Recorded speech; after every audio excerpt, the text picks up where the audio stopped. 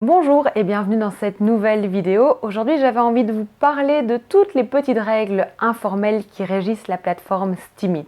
C'est un bon rappel pour tous ceux qui sont sur Steam depuis longtemps et ce sont des règles absolument à intégrer pour tous les nouveaux arrivants. Quand on arrive sur Steam, il y a des choses qu'on ne peut pas faire.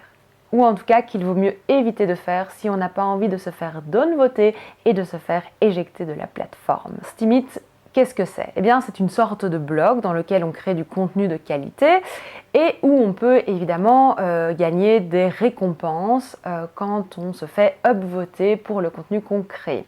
Et donc, il y a plein de petits malins qui vont aller chercher du contenu de grande qualité sur Internet. Internet, c'est gigantesque, donc on se dit qu'on ne va pas se faire pincer. Eh bien, sur Steam, il y a des yeux partout et il y a des gens qui vous traquent, qui regardent, qui vérifient que vous avez créé du vrai contenu, que c'est vraiment votre contenu que vous repartagez.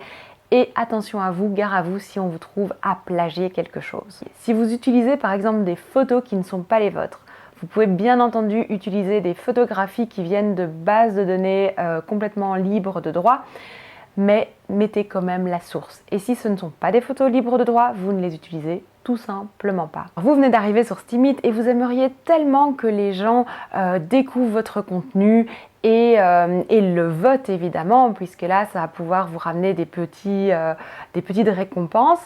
Ok, c'est une chose, c'est légitime, on a tous envie de se faire connaître, reconnaître pour ce qu'on écrit, mais attention, ça viendra avec le temps, il ne faut pas commencer à harceler les gens. Cette dernière semaine, j'ai reçu des tas de messages privés sur le chat Steemit.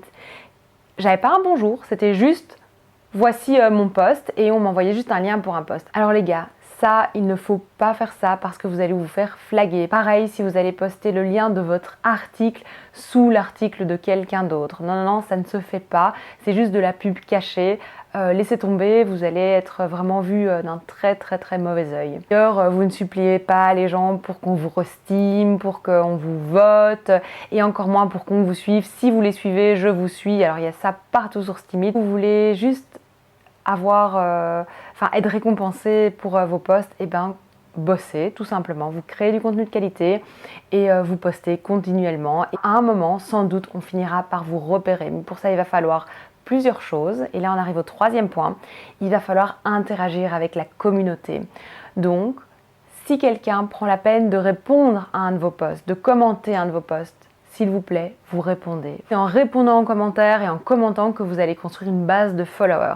Si vous n'avez rien de pertinent à dire par rapport à un article, évitez de commenter. Ça n'a pas de sens non plus. Si c'est juste pour être visible, laissez tomber, quoi. Et mon dernier conseil, c'est celui de ne pas inonder la plateforme de vos articles.